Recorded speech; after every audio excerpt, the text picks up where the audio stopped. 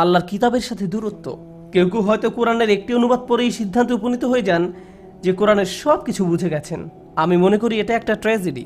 আমরা একটা অনুবাদ পড়েই মনে করি আল্লাহ যা বলতে চেয়েছেন তা বুঝে গেছি, কিন্তু আল্লাহ যা বলতে চেয়েছেন তা অনেক গভীর, অনেক বেশি তাৎপর্যপূর্ণ এবং অনেক অনেক সুন্দর, যা মানবীয় কোনো বুদ্ধি এবং প্রচেষ্টা দিয়ে পুরোপুরি ব্যাখ্যা করা অসম্ভব।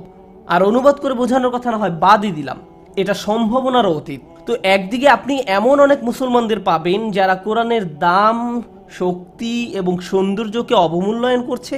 অন্যদিকে আপনি এমন অনেককেই পাবেন যারা আল্লাহর কিতাবকে গভীরভাবে অধ্যয়ন করেন এবং এর সৌন্দর্য এবং শক্তিমাত্রা উপলব্ধি করার চেষ্টা করেছেন। তারা যখন মানুষের নিকটটা উপস্থাপনা করেন বা শিক্ষা দেওয়ার চেষ্টা করেন, তখন এমন কঠিন, দুর্বোধ্য এবং অনাকর্ষণীয়ভাবে উপস্থাপন করেন যা সাধারণ মানুষের পক্ষে উপলব্ধি করা কষ্টকর হয়ে পড়ে। মানুষ কিছুতেই বুঝতে পারে না তিনি কি নিয়ে কথা বলছেন।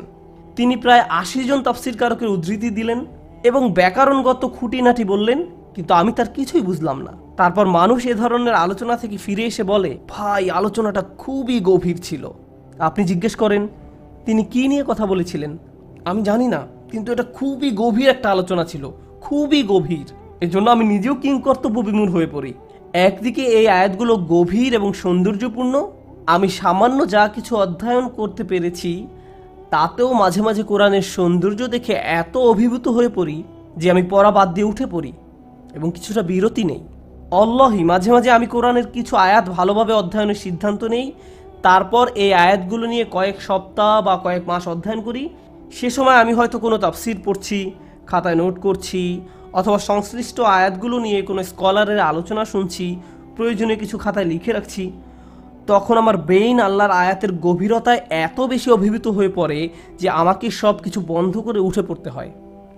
আমি আমার বাচ্চাদের সাথে খেলা করি, ভিডিও গেম খেলি বা কিছু একটা করি যেন ব্রেইনটা কিছুটা বিশ্রাম নিতে পারে, কারণ এর গভীরতা আমাকে পুরোপুরি অভিভূত করে দেয়। এখন আজকের আলোচনায় এই আয়াতের কোন বিষয়টা শেয়ার করব আর কোন বিষয়টা শেয়ার করা থেকে বিরত থাকব তা নিয়ে আমি নিজেও কিছুটা দ্বিধান্বিত, কারণ স্পষ্টতই শ্রোতাদের মাঝে শিশুরা আছে, কিশোররা রয়েছে, বড়দের মাঝেও এমন অনেকে রয়েছেন যাদের আরবি ভাষার উপরে কোনো পূর্ব ধারণা নেই। তারা এমনকি তাফসীর বলতে কী বোঝায় তাও জানেন না। এটা তাদের দোষ নয়, কিন্তু তবুও তারাও কোরআন থেকে কিছু একটা শুনতে চান। তারা শুনতে চান যে কোন ব্যাপারগুলো কোরআনকে সৌন্দর্যমণ্ডিত করেছে। সুতরাং আমি চেষ্টা করব। আমি কোনো কথা দিতে পারছি না, একদম কোনো গ্যারান্টিও দিতে পারছি না। হয়তো আমি একেবারে ব্যর্থ হতে পারি, তবু চেষ্টা করব। মানুষ আমাকে মাঝে মাঝে বলে আমি আপনার বক্তৃতার অপেক্ষায় আছি। আমি বলি আপনি ভুল জিনিসের অপেক্ষায় আছেন। যাই হোক, অন্তত পক্ষে চেষ্টা করে দেখি। কোরআনের এই অসাধারণ সুন্দর আয়াতগুলো থেকে আমি যা বুঝতে পেরেছি তার কিছুটা আপনাদের সাথে শেয়ার করতে। আশা করি আপনারাও সেই সৌন্দর্যটা উপভোগ করতে পারবেন। প্রথমে বলেছি আজকের আলোচনার জন্য কেন আমি এই আয়াতগুলোকেই বাছাই করলাম। সারা দুনিয়া জুড়ে অসংখ্য মুসলিম যুবক আজকে বিশ্বাসের সংকটে ভুগছেন। তাদের সাথে আমার কথোপকথন থেকে অনুপ্রাণিত হয়ে আজকের আলোচনাটি বাছাই করেছি। তারা বিশ্বাসের সংকটে ভুগছেন। কেউ কেউ এসে এভাবে বলেন, উস্তাদ নোমান আমি কিছুটা সন্দেহে আছি, উস্তাদ নোমান আমি পুরোপুরি নিশ্চিত নই, উস্তাদ নোমান কেন আল্লাহ কোরআনে এত বেশি সংখ্যকবার জাহান্নামের আগুনের কথা বলেছেন, উস্তাদ কেন তিনি কোরআনের অমুক অমুক বিষয়টি বলেছেন, আমি এটা নিয়ে অস্বস্তিতে আছি, আল্লাহ কেন এমন করবেন, কেন এমনটা ঘটেছে। তাদের এমন বহু গভীর দার্শনিক প্রশ্ন রয়েছে, আর এগুলো জিজ্ঞেস করছে 14 বছরের কিশোররা। অদ্ভুত ব্যাপার। আরে তুমি তো এখনো দর্শনশাস্ত্র পড়োনি, কোত্থেকে এগুলো তোমার মাথায় এলো? ইউটিউবকে ধন্যবাদ। তো আমাদের শিশু কিশোররা অল্প বয়স থেকেই এরকম দার্শনিক প্রশ্নগুলোর মুখোমুখি হয়ে পড়ছে। আর বর্তমান পৃথিবীর অন্যান্য সমস্যাগুলো তো আমাদের জীবনে রয়েছেই। পারিবারিক ব্যাপারগুলো ধরা যাক, যেখানে পিতামাতা জানেন না কিভাবে সন্তানকে বড় করে তুলতে হবে, আমরা জানি না কিভাবে আমাদের বাচ্চাদের সাথে একটা কার্যকর কথোপকথন চালিয়ে নিতে হবে। আমরা এসব করি না। আমরা এই বিষয়টা ধারণাও করতে চাই না যে আমাদের বাচ্চারা কিশোর বয়স থেকেই গুরুতর বিশ্বাসের সংকটে ভুগছে। আমরা মনে করি বড় হয়ে উঠলে তারা এমনি ভালো মুসলমান হয়ে যাবে, কিন্তু তারপর এক সময় তারা যখন ইসলাম নিয়ে কঠিন কঠিন প্রশ্ন করা শুরু করে, আমরা পিতামাতারা আতঙ্কিত হয়ে পড়ি। ও আমার সন্তানের উপর শয়তানের আসর পড়েছে, তাকে ইমামের কাছে নিয়ে যেতে হবে, ইমাম দোয়া পরে ফু দিয়ে দিলে সব ঠিক হয়ে যাবে। তো ইমাম দোয়া পরে একটা ফু দিয়ে দেন, কিন্তু ইমাম ঝাড় ফুঁক দেওয়ার পরও তার মনে প্রশ্নগুলো রয়ে যায়। বস্তুত তার মনে প্রশ্নের সংখ্যা দিন দিন বেড়েই চলছে। আমি যত কিশোরের সাথে তাদের বিশ্বাসের সংকট নিয়ে কথা বলেছি, আমি উপলব্ধি করেছি যে প্রায় সবার ক্ষেত্রে এটা আসলে দুইটি কারণে হয়ে থাকে। একদিকে এর মূলে ধর্মীয় সমস্যা রয়েছে, এর মূলে আধ্যাত্মিক একটি রোগ রয়েছে যা বুদ্ধিবৃত্তিক বিভ্রান্তি দ্বারা আচ্ছাদিত হয়ে আছে। কিন্তু মূল সমস্যাটা আধ্যাত্মিক। আর আমি বুদ্ধিবৃত্তিক সমস্যাটাকে ছোট করে দেখছি না। আমি মনে করি উভয় সমস্যাকে আমাদের মোকাবেলা করতে হবে, কিন্তু আমাদেরকে প্রথমে সমস্যার কারণ খুঁজে পেতে হবে, তারপর ঔষধ দিতে হবে। তো আমাদের সন্তানরা যখন এ ধরনের সংকটের মুখোমুখি হয় আর আমরা তাদেরকে কোনো হুজুরের কাছে ঝাড়ফুঁক দেওয়ার জন্য নিয়ে যাই, এর মাধ্যমে আমরা আসলে আধ্যাত্মিক সমস্যাটি মোকাবেলার একটা চেষ্টা করছি। কিন্তু এখানে যে একটি বুদ্ধিবৃত্তিক সমস্যা রয়েছে বা থাকতে পারে, আমরা সে বিষয়টি পুরোপুরি অবজ্ঞা করছি। হয়তো এখানে কোনো মানসিক সমস্যাও থাকতে পারে। আমি মনে করি কোরআনের এই আয়াতগুলো এই সমস্যাগুলোকে মোকাবেলা করেছে। এই আয়াতগুলো খুবই গুরুত্বপূর্ণ। আমি মনে করি আমাদের প্রত্যেকের এই আয়াতগুলো ভালোভাবে উপলব্ধি করা উচিত। জানেন, যখন আমি কলেজ ছাত্র ছিলাম, এই আয়াতগুলো আমাকে শিখিয়েছে যে আমি কে, কি আমার পরিচয়। আমি সাইকোলজির ছাত্র ছিলাম, তো সাইকোলজিতে একটা বিষয় আছে যাতে কোনো ঐক্যমত পাওয়া যায় না। সেটা কি জানেন? পার্সোনালিটি, ব্যক্তিত্বের সংজ্ঞা। পার্সোনালিটি কাকে বলে? আপনি সাইকোলজিতে পিএইচডি করেছেন, পুরো গবেষণার বিষয় ছিল হিউম্যান পার্সোনালিটি নিয়ে, কিন্তু আমরা একটা বিষয় এখনো বুঝতে পারিনি যে পার্সোনালিটি আসলে কাকে বলে। সুবহানাল্লাহ। আল্লাহ কোরআনে বলছেন, ইয়াসআলুনাকা আনির রূহ কুলির রূহু মিন আমরি রব্বি ওমা উতিতুম মিন ইলমি ইল্লা কলিলা। তারা আপনাকে রূহ সম্পর্কে জিজ্ঞেস করে, আপনি বলে দিন যে রূহ আল্লাহর আদেশ মাত্র, আর এই সম্পর্কে তোমাদেরকে খুবই অল্প জ্ঞান দেয়া হয়েছে। আমরা আমাদের সম্পর্কে খুব সামান্যই জানি, বিশাল বরফের স্তূপ থেকে সামান্যতম বরফখণ্ডের মতো। আল্লাহ আমাদের সম্পর্কে এমন কিছু বলেছেন যা দর্শনে পাবেন না সাইকোলজিতেও। এটি কেবলই আল্লাহর কাছ থেকে আসে। আমি যখন এই আয়াতের আলোকে নিজেকে দেখতে শুরু করলাম, নিজের সম্পর্কে আমি এমন কিছু আবিষ্কার করলাম যা একা একা আবিষ্কার করা সম্ভব হতো না। আমি সত্যিই নিজেকে ভিন্নভাবে দেখতে শুরু করলাম, এবং সেখানকার কিছু অংশ আপনাদের সাথে আজকে শেয়ার করব ইনশাআল্লাহ। যদিও আমার হাতে সময় খুব বেশি নেই। আল্লাহ এভাবে শুরু করেছেন, তিনি নিজেকে আসমান এবং জমিনের আলো হিসেবে আখ্যায়িত করেছেন।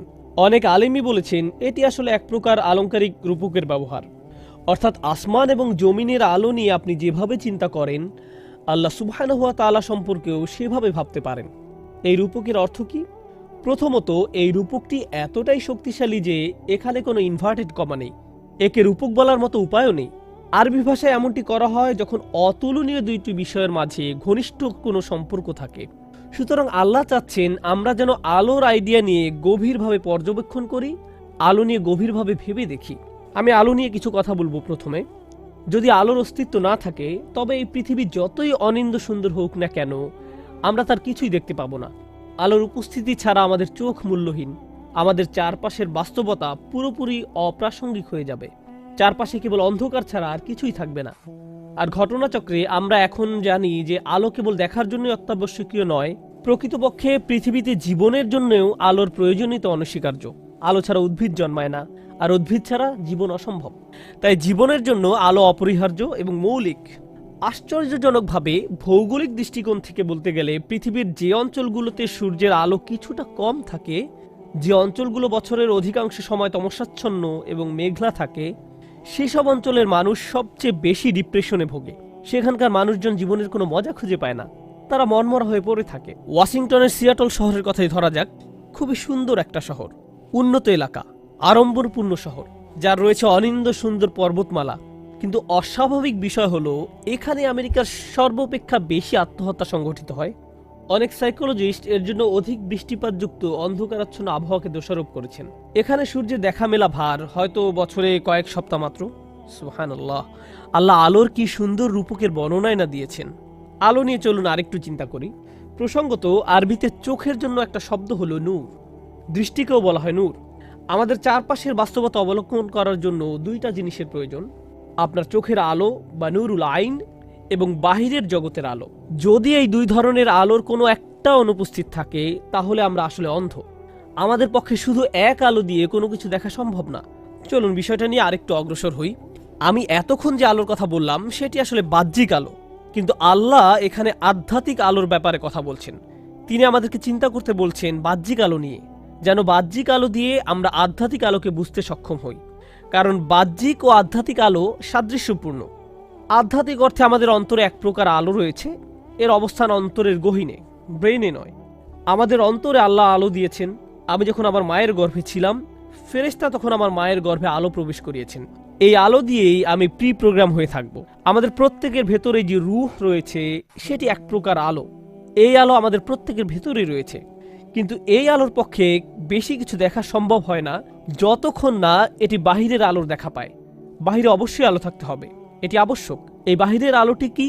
আল্লাহ তার কিতাবকে আলো হিসেবে বর্ণনা করেছেন। তিনি বলেন, ফাআমিনু বিল্লাহি ওয়া রাসূলিহি ওয়ান নূরিল্লাযী আনজালনা। অতএব তোমরা আল্লাহ ও রাসূলের এবং আমি যে আলো অবতীর্ণ করেছি তার প্রতি ঈমান আনো। বাহ্যিক আলোর যেমন দুইটা উপাদান রয়েছে, তেমনি আধ্যাত্মিক আলোরও দুইটি উপাদান রয়েছে। মানবজাতির ভিতরে রয়েছে এক ধরনের আকাঙ্ক্ষা। আমাদের ভিতরে এমন এক জ্যোতির অবস্থান রয়েছে যা কিছু একটা কামনা করে। এটি এক ধরনের পূর্ণতার জন্য অপেক্ষারত, কারণ এর আগমন ঘটেছে একটা পূর্ণতার উৎস থেকে। সুতরাং যখন ওহী আসলো, আল্লাহর বাণীর আগমন ঘটল, নবীর শিক্ষা আসতে থাকলো, এগুলো সবই আমাদের ভেতরের আলোকে পূর্ণ করে দিল। আজকের আলোচ্য আয়াতগুলো সেই দুইটি আলোর সম্মিলনের বর্ণনা প্রসঙ্গে। মূল বিষয়ে যাওয়ার আগে খুবই ইন্টারেস্টিং একটা বিষয় নিয়ে কিছু কথা বলতে চাই। আমরা এখন একটি ইনডোর হলের ভিতরে অবস্থান করছি। এখানে লাইটিংয়ের সুব্যবস্থা আছে, আর এই বাতিগুলো আমাদের প্রয়োজন, কেননা এগুলো ছাড়া বাহিরের আলো থাকলেও আমরা হলের ভিতরে অন্ধকার পরিবেশে থাকতাম। রাতের সময়ের কথা চিন্তা করুন।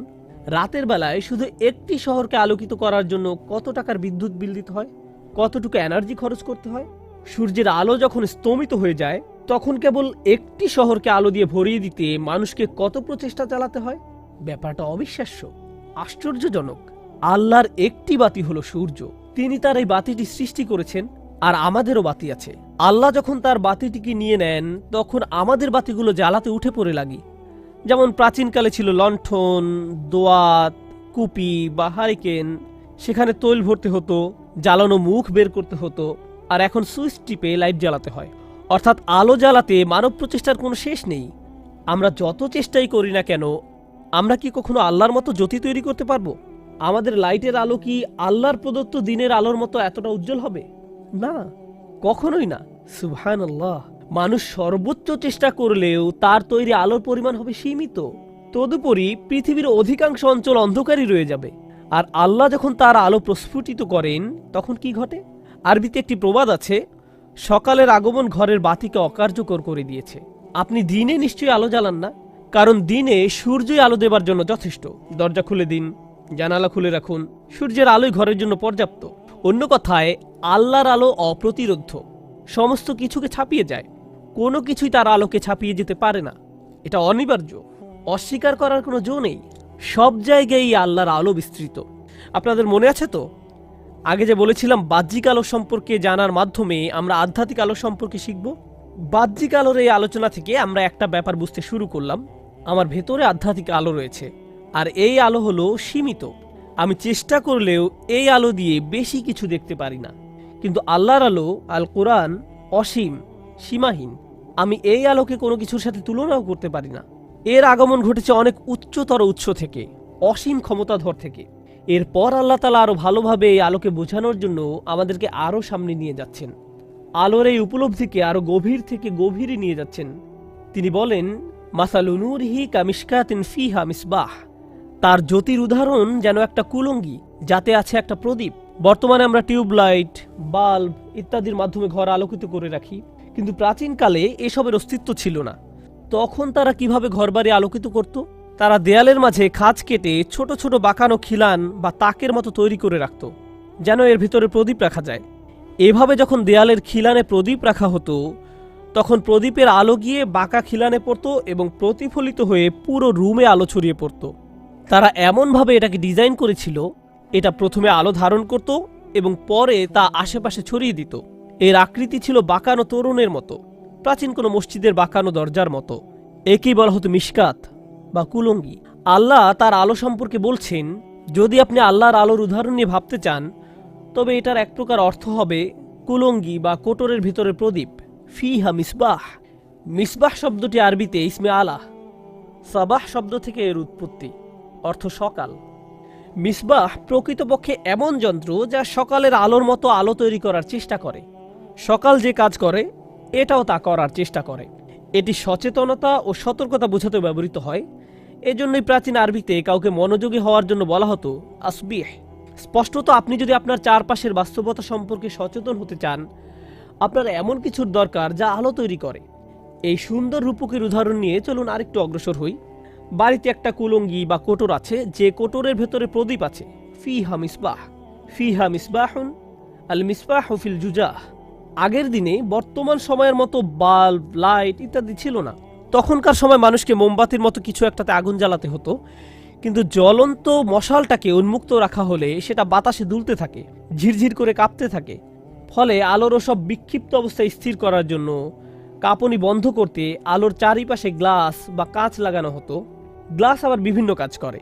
আলোর শিখা কণাগুলো যখন কাচে প্রতিফলিত হয়, তখন তা আলোকে বিভিন্ন দিকে আরও ছড়িয়ে দিতে সহায়তা করে। তাই এখন আলোর বিচ্ছুরণের জন্য দুইটি উপায় হয়ে গেল। আবার বাহির থেকে যদি বাতাস আসে বা ঘরে যদি ফ্যান থাকে, তবুও আলো নিভবে না। ঘটনাচক্রে আজকের দিনের বাল্বগুলো কিন্তু চারদিক থেকে গ্লাস দিয়ে নির্মিত, তাই না? অবশ্যই। তাই আগের ধারণা আসলে এতটা পরিবর্তিত হয়নি। আল মিসবাহু ফিল জুজাহ, প্রদীপটি গ্লাসের ভিতরে অবস্থিত। আমি কিন্তু এখনো রূপকটির ব্যাখ্যা করিনি, কেবল অনুবাদের অর্থ বুঝাচ্ছি। এরপর আল্লাহ তাআলা বলছেন আল জুজাজু কাআন্নাহা কাওকাব। এরপর আল্লাহ তাআলা বলছেন আল জুজাজু কাআন্নাহা কাওকাব, গ্লাস নিজেই যেন অতি উজ্জ্বল তারকা। আচ্ছা, আমরা এতক্ষণ যা পড়ে বুঝলাম তাতে তো প্রদীপটি অতি উজ্জ্বল হিসাবে মনে করছিলাম, কিন্তু আল্লাহ বলছেন এমনকি প্রদীপটির চারিপাশে গ্লাস যখন মিটমিট করে জ্বলতে থাকে, তখন গ্লাস নিজেই যেন অতি উজ্জ্বল তারকা। এরপর আল্লাহ দুর্রি শব্দটি ব্যবহার করেছেন। রূপকের আয়াতে ব্যবহৃত এই আরবি শব্দটি বেশ মজার। এর অর্থ কোনো কিছু নিজে নিজেই জ্বলে ওঠা, যেন আলোটি নিজেরই, অথচ সেটি নিজের আলো নয়। গ্লাসটি নিজে জ্বলে না, কিন্তু জিনিসটি এতটাই পরিষ্কার ও ঝকঝকে যে যখন তা দীপ্তিময় হয়ে ওঠে, তখন মনে হয় সেই আলো যেন তার নিজের আলো। এমনই উজ্জ্বল কাঁচ সেটি। এটি প্রদীপটির চারিপাশে ঘেরা কাঁচ। চলুন আরেকটু সামনে যাই। ইউকাদু মিন শাজার। ধীরে ধীরে বিষয়গুলো আরো ইন্টারেস্টিং হচ্ছে। এই প্রদীপটিতে এখন জ্বালানি সরবরাহ করা হচ্ছে। প্রাচীনকালে আপনি বর্তমানের মতো বাল্বের লাইট পাচ্ছেন না, তখন আলোর প্রদীপে তৈল থাকতে হতো। কিন্তু এই আয়াতে আল্লাহ জ্বালানি হিসেবে তৈলের কথা বলছেন না, বরং একটি গাছের কথা বলছেন। গাছ থেকে জ্বালানি আসছে। কিন্তু মজার কথা হলো, এই যে আমরা এতক্ষণ আলোর রূপকের চিত্রটি নিয়ে কথা বলছি, সেটা বাহিরের নাকি ঘরের জিনিস? অবশ্যই ঘরের জিনিস। উদাহরণে একটি কোটর আছে, কোটরের ভেতরে আছে প্রদীপ। এই প্রদীপটির অভ্যন্তরে আছে জ্বালানি, আর এই জ্বালানিটি আসে একটি বৃক্ষ থেকে। এখন বলুন, গাছ কি ভেতরের জিনিস নাকি বাহিরের? বাহিরের। এর মানে আল্লাহ তাআলা ঘর ছেড়ে বাহিরের একটি জিনিসের দিকে আমাদের দৃষ্টি নিয়ে যাচ্ছেন। এটা কেন গুরুত্বপূর্ণ জানেন? শেষে সবগুলো পয়েন্ট একত্রিত করে সামগ্রিকভাবে যখন ব্যাপারটা বোঝার চেষ্টা করব, তখন সবকিছু পরিষ্কার হয়ে উঠবে। এখন শুধু উপমাটার অনুবাদ বোঝার চেষ্টা করছি। প্রদীপটি তার জ্বালানি সংগ্রহ করে বাহিরের কোনো উৎস থেকে, আর সেই উৎসটি হলো বাহিরের কোনো বৃক্ষ। তো সেই গাছের প্রথম বৈশিষ্ট্য হলো মিন শাজারাতিন মুবারাকাতিন। সাধারণভাবে এর অনুবাদ করা হয় একটি বরকতময় বৃক্ষ নামে, কিন্তু আরবিতে বারাকাহ শব্দটি কয়েকটি বিষয় বোঝায়। এর একটি অর্থ হলো বৃদ্ধি, আরেকটি অর্থ হলো আশাতীত বৃদ্ধি পাওয়া। শব্দের উৎসগতভাবে এর অর্থ কোনো কিছু তার নির্দিষ্ট স্থানে অবস্থান করা। আল্লাহ এখানে বলছেন এই প্রদীপটি যে বৃক্ষ থেকে জ্বালানি সংগ্রহ করে, সেই বৃক্ষটি দৃঢ়ভাবে তার নির্দিষ্ট স্থানে অবস্থিত। গাছটি ক্রমাগত বৃদ্ধি পাচ্ছে। এই গাছটি যা কিছুই প্রদান করে, যেমন ফল, শক্তি, জ্বালানি, তৈল, যাই কিছু হোক না কেন, এটি আপনার প্রত্যাশার চাইতেও অনেক বেশি প্রদান করে। আপনি এই পাওয়াকে সীমাবদ্ধ করতে পারবেন না। চৌহদ্দির সীমানায় এর অকল্পনীয় বারাকাকে সীমিত করা যায় না। প্রতিবার আপনি যা আশা করেন তার চাইতেও বৃক্ষটি অনেক বেশি প্রদান করে। সুতরাং এই যে প্রদীপটির কথা আয়াতে বলা হচ্ছে, এর শক্তির উৎস অসীম, কোনো সীমাবদ্ধতা যা আটকানো যায় না, কারণ এর উৎস মুবারক, বরকতময়। আমি কিন্তু মূল বিষয়টি এখনো খোলাসা করিনি, সেটা সেট আপ করার কাজ করছি মাত্র। এরপর আল্লাহ ওই বৃক্ষের আরেকটি বৈশিষ্ট্যের কথা বলছেন, মুবারাকাতিন জাইতুনাতিন। এটি একটি অলিভ গাছ, জৈতুন বৃক্ষ, জলপাই গাছ। আচ্ছা, এই পৃথিবীতে অলিভ গাছ বা জৈতুন বৃক্ষ কেন বিদ্যমান? আরবি ভাষায় তৈলের প্রতিশব্দ জাইত, সবচেয়ে পরিশুদ্ধ তৈল, যে তেলের প্রতি আরবরা হাজার হাজার বছর ধরে বিস্মিত, এমনকি আজকের দিন পর্যন্ত। সেটি অলিভ অয়েল, জৈতুন বা জলপাইয়ের তেল। খাবারের টেবিলে এই তৈল না থেকে পারে না। তারা যখনই তৈল বা জাইতের কথা মনে করে, তারা তখন জয়তুনের কথা স্মরণে আনে। এজন্যই একই শব্দ থেকে জাইদ শব্দের উৎপত্তি। তারা একই সাথে বন্ধনযুক্ত। এই তৈল খাওয়া যেতে পারে, খাবার তৈরি করার জন্য ব্যবহার করা যেতে পারে, সুগন্ধি তৈরিতে এর ব্যবহার আছে, এটা শরীরেও ব্যবহার করা যেতে পারে, আবার জ্বালানি হিসেবেও ব্যবহৃত হয়। এর অসংখ্য উপকারিতা রয়েছে। এটাই জৈতুন। এবং এরপর আল্লাহ তাআলা আরও অসাধারণ সব বৈশিষ্ট্য তুলে ধরেছেন এই গাছটির। তিনি বলেন, লা শারকিয়াতিন ওয়ালা গারবিয়া, গাছটি পূর্বমুখী নয় এবং পশ্চিমমুখীও নয়। অর্থাৎ গাছটি পূর্ব বা পশ্চিম প্রান্তের কোনো অরণ্যের নয়, এটা নিজের স্থানে নিজেই অনন্য। সূর্য পূর্ব পাশে থাকলে তা গাছটির পূর্ব পাশটিতে আলো দিচ্ছে, আবার সূর্য পশ্চিম পাশে থাকলে তা গাছটির পশ্চিম পাশে আলো দিচ্ছে। সূর্যের যত প্রকার উপকারিতা দেওয়ার আছে সমস্ত উপকারিতা নিচ্ছে এই গাছটি। আর এই ধরনের গাছ সর্বাপেক্ষা বিশুদ্ধ তৈল সরবরাহ করে। চলুন এবার রূপকের উদাহরণে ফিরে যাওয়া যাক। সংক্ষেপে পুরো বিষয়টা আরেকবার ঝালাই করে নিই। আল্লাহ তাআলা যে আলোর বা নূরের কথা বলেছেন তা একটি ঘরের মধ্যে দেয়ালের কোটরে আবদ্ধ।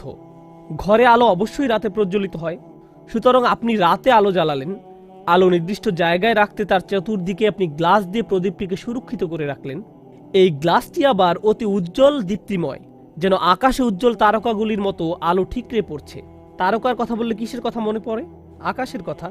এরপর এই প্রদীপের জ্বালানি এমন বিশুদ্ধ ও শক্তিশালী উৎস থেকে আগত যা পূর্বমুখী নয় আবার পশ্চিমমুখীও নয়, ফলে সূর্যের পূর্ণ উপকারিতা সে পেয়ে থাকে।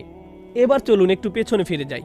মানুষের বুকের খাঁচা অনেকটা দেয়ালের ভেতরের বাঁকা কোটরের মতো বা মিশকাতের মতো। এর ভেতরেই আল্লাহ একটা ছোট্ট প্রদীপ প্রবেশ করিয়ে দিয়েছেন। এটা কি জানেন? আমাদের হার্ট। আর এই হার্টের ভেতরে আল্লাহ এমন এক ধরনের জ্বালানি শক্তি রেখেছেন যা এতটাই বিশুদ্ধ যা অন্য কোথাও থেকে আসতে পারে না, আসা সম্ভব না, না পূর্ব থেকে না পশ্চিম থেকে। এটা সরাসরি আল্লাহর সাথে সম্পর্কযুক্ত, সম্পূর্ণ আল্লাহর নূরে উদ্ভাসিত। ঠিক যেমন গাছটি সরাসরি সূর্যের আলোয় উদ্ভাসিত, এই জ্বালানি শক্তিই আমাদের রূহ।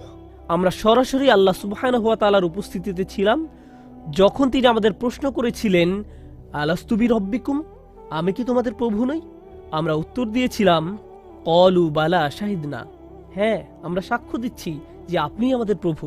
আল্লাহ ওই নূরের বিশুদ্ধ জ্বালানি শক্তি নিয়ে আপনাকে আমাকে বানিয়েছেন। আপনার আমার মতো প্রদীপের ভেতরে সেই নূর বসিয়েছেন। আপনার এবং আমার ঠিক কেন্দ্রস্থলে রয়েছে জ্যোতি, সর্বাপেক্ষা বিশুদ্ধ জ্যোতি। এর চারিপাশের গ্লাস ময়লাযুক্ত নাকি পরিষ্কার? খুবই পরিষ্কার, তাই না? মানুষ যখন পাপ কাজ করে তখন তার হৃদয় কেমন হয়ে যায়? তখন গ্লাসটি ময়লাযুক্ত হতে থাকে, আরও বেশি ময়লাযুক্ত হতেই থাকে, এমনকি শেষ পর্যন্ত অন্ধকারাচ্ছন্ন মিশমিশে কালো হয়ে যায়। আল্লাহ আপনাকে প্রথম অবস্থায় ময়লাযুক্ত অন্তর দেননি। যেমন অন্য ধর্মের লোকেরা বলে আমরা নাকি আদি পাপ নিয়ে জন্মগ্রহণ করেছিলাম। আমরা আসলে পরিচ্ছন্ন হৃদয় নিয়ে জন্মগ্রহণ করেছিলাম। আমাদের হৃদয় একদম পরিষ্কার, স্বচ্ছ। আমাদের হৃদয় মাঝে মধ্যে ময়লাযুক্ত অপরিষ্কার হয়ে যায় আমাদের পাপের কারণে। আচ্ছা, প্রদীপ যখন দীর্ঘদিন যাবৎ যত্নহীন অবস্থায় পড়ে থাকে, পরিষ্কার করা না হয়, তবে কি এটা অপরিষ্কার হয়ে যায় না? অবশ্যই এটা অপরিষ্কার হয়ে যায়। প্রদীপ নিজেই নিজেকে পরিচ্ছন্ন রাখতে পারে না। এটা স্বয়ংক্রিয় জিনিস নয়, আপনাকে এটা পরিষ্কার করতে হবে। মূল জিনিসটি অনেক সুন্দর, কিন্তু পরিষ্কার না রাখলে আপনি জানতে পারবেন না সৌন্দর্য কতখানি, জানা সম্ভব না। সুতরাং আমাদের ভেতরে আছে নূর, আছে জ্বালানি শক্তি, কিন্তু এখনও এই নূরকে সম্পূর্ণরূপে প্রজ্বলিত করা হয়নি। আল্লাহ কেবল গ্লাস এবং অন্যান্য জিনিসগুলো বর্ণনা করেছেন এখন পর্যন্ত। এরপর আল্লাহ বলছেন, ইয়াকাদু যাইতুহা উদিউ, যেন এর তেল লাফ দিতে যাচ্ছে, আগুনকে ধরতে যাচ্ছে। লাউলাম তামসাসহু নার, এমনকি আগুন এখনো সেটা স্পর্শ করতে পারেনি। এই তেল এমনই পরিশুদ্ধ, প্রজ্বলন করার জন্য এতটাই উন্মুখ হয়ে আছে, তেল যেন বলছে আমাকে কেবল একটি ম্যাচ দাও, আমাকে জ্বলতে দাও, আমার উদ্দেশ্য পরিপূর্ণ করতে দাও। আপনারা নিশ্চয়ই পেট্রোল দেখেছেন। যদি কখনো পেট্রোলে আগুন ধরাতে চেষ্টা করেন, দেখবেন মনে হয় যেন এটা আগুনের দিকে ঝাঁপ দিচ্ছে, আগুনের স্পর্শ পেতে মরিয়া হয়ে আছে। এমন একটি ধারণা এখানে তুলে ধরা হচ্ছে। এরপর আল্লাহ বলেন, নূরুন আলা নূর, নূরের উপর নূর। এর দ্বারা কি বোঝায়? এর দ্বারা বহু কিছু বোঝায়। আমি শুধু এখানে আপনাদের সাথে অল্প কয়েকটি বিষয় আলোচনা করব। আমাদের ভিতরে অবাক করা এক প্রদীপ রয়েছে। এই বাতি নিজে নিজেই জ্বলতে পারে, কিন্তু সম্পূর্ণরূপে নয়। এমনকি এর চারপাশের স্বচ্ছ কাজকেও বাতির মতো মনে হয়।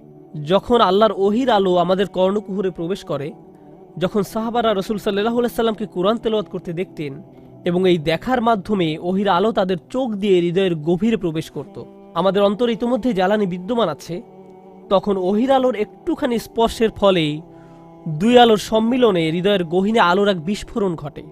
এটাই নূরুন আলা নূর, আলোর উপরে আলো। আমাদের হৃদয়ের আলো তথা ফিতরাতের আলোর সাথে আল্লাহর ওহির আলোর এই সম্মিলনই হল নূরুন আলা নূর। এই দুই ধরনের আলোকে একসাথে মিলিত হতে হবে। চলুন আরো সামনে যাই। আমরা কখন আলো জ্বালাই? রাতের সময়। আল্লাহ যখন তার সূর্যের আলো নিয়ে নেন, আল্লাহর আলোর অনুপস্থিতিতে আমাদের নিজেদের বাতির দরকার হয়। আমাদের বাতির জ্বালানির সাথে আবার সূর্যের একটা সরাসরি সম্পর্ক রয়েছে। সূর্যের আলোর সাহায্যে এর জ্বালানি তৈরি হয়েছিল, যেন সূর্যের অনুপস্থিতিতেও আলো প্রজ্বলিত করার একটা ব্যবস্থা থাকে। একজন বিশ্বাসী এবং তার হৃদয়ের আলো তমস্যাচ্ছন্ন সময়ের জন্য অত্যাবশ্যক। এখন যেহেতু আকাশ থেকে ওহির আলো অবতীর্ণ হয় না, তাই এখন আমি আর আপনি এই অন্ধকারাচ্ছন্ন পৃথিবীর আলোর উৎস। এই কোরআনের আলো শুধু আপনার নিজের জন্য নয়, এই আলো আপনার প্রতিবেশীর জন্য, আপনার পরিবারের জন্য, আপনার আশেপাশের সবার জন্য। যদি একটি বাতি তার চারপাশ আলোকিত করতে না পারে, তাহলে এই বাতি থাকা আর না থাকা একই কথা। বস্তুত আল্লাহ এই বাতি এবং তার চারপাশের গ্লাসকে একটা উজ্জ্বল তারকার সাথে তুলনা করেছেন। যখন তারার কথা ভাবেন, তখন কি আকাশের কথা মনে হয় না? ইমাম আল রাজি রাহিমাহুল্লাহ এই আয়াত সম্পর্কে বলেন, আকাশের অধিবাসীরা অর্থাৎ ফেরেশতারা পৃথিবীর প্রজ্বলিত আলোর দিকে তাকায়, আর জমিনের অধিবাসীরা আকাশের প্রজ্বলিত তারকারাজির দিকে তাকায়। এখানে আল রাজি রহমতুল্লাহ আলাই কি দৃশ্যমান আলোর দিকে তাকানোর কথা বলেছেন? না, দৃশ্যমান আলোর কথা বলেননি। ফেরেশতারা এই আলোর দিকে তাকায় না, তারা মুমিনদের হৃদয়ের আলো বা নূর দেখে। তারা জমিনের দিকে তাকায় এবং রাতের সময়ে আলো দেখতে পায়, আর আমরা আসমানের দিকে তাকাই এবং ফেরেশতাদের আলো দেখতে পাই। সুবহানাল্লাহ! আল্লাহ সুবহানাহু ওয়া তাআলা কি অনিন্দ্য সুন্দর আশ্চর্যজনক রূপকের বর্ণনাই না দিয়েছেন, বিশেষ করে তমস্যাচ্ছন্ন সময়ের জন্য।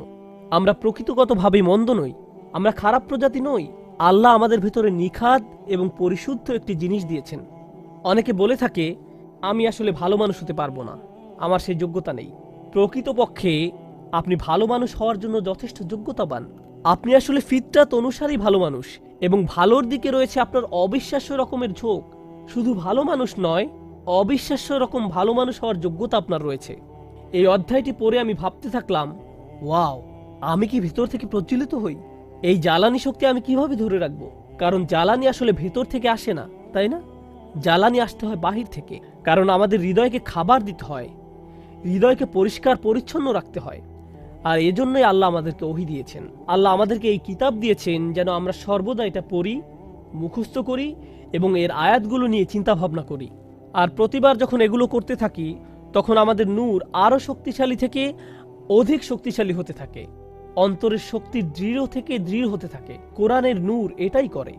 এরপর আল্লাহ বলেন, ইয়াহদিল্লাহু লিনূরিহি মাইয়াশা। আল্লাহ যাকে ইচ্ছা হিদায়াত করেন তার নূরের দিকে। আল্লাহ যাকে ইচ্ছা তার নূরের দিকে নিয়ে আসেন। এর মানে আমরা যারা এখন এই বই পড়ছি, তিনি তার কিতাবের দিকে, ওহির দিকে আমাদের হেদায়েত প্রদর্শন করছেন। তার রাসূলের সুন্নাহর দিকে পথ দেখিয়েছেন। আমাদের ভেতরে যে আলো রয়েছে সেটাকে মূল্যায়ন করেছেন।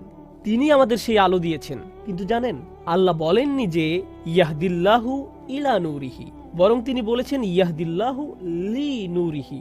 এই লাম ব্যবহৃত হয় যখন কোনো শেষ সীমায় পৌঁছান। এর অর্থ কি? আপনি আমি যখন আল্লাহর রহমতের শেষ দিবসে জান্নাতের দরজায় যাব, আমরা তখন কি বলবো? আলহামদুলিল্লাহিল্লাযী হাদানা লি হাযা ওয়া মা কুন্না লিনাহদিয়া লাউলা আন হাদানাল্লাহ। আলহামদুলিল্লাহ, যিনি সমস্ত পথ দিয়ে দিয়ে এই দরজা পর্যন্ত আমাদের পথ প্রদর্শন করে এনেছেন। হেদায়েত জিনিসটি এখানে লাম দিয়ে তুলে আনা হয়েছে, কোনো কিছুর শেষ সীমা পর্যন্ত। তার মানে আল্লাহ বলছেন, তুমি যদি এটা ধরে রাখতে পারো, তবে আমি তোমাকে আমার নূর পর্যন্ত হেদায়েত দেব এবং আমার সাথে সাক্ষাৎ করাবো। একদিন তুমি আমার নূরও দেখতে পাবে, তুমিও একদিন আল্লাহর সান্নিধ্যে থাকবে। ইয়াহদিল্লাহু লিনূরিহি মাইয়াশা। আল্লাহ যাকে ইচ্ছা হিদায়াত করেন তার নূরের দিকে। এরপর আল্লাহ বলেন, ইউদরিবুল্লাহুল আমসালু লিন্নাস ওয়াল্লাহু বিকুল্লি শাইইন আলিম। আল্লাহ মানুষের জন্য এই উপমাগুলো দিয়ে থাকেন, আর তিনি সবকিছুই জানেন। এভাবেই আল্লাহ আলোর উদাহরণ দিয়ে বুঝিয়ে দিলেন নূর কি, তা কেমন, তার বৈশিষ্ট্য কি কি ইত্যাদি। তিনি সবকিছুই জানেন। এইটুকুই কেবল আপনার আমার বুঝের জন্য।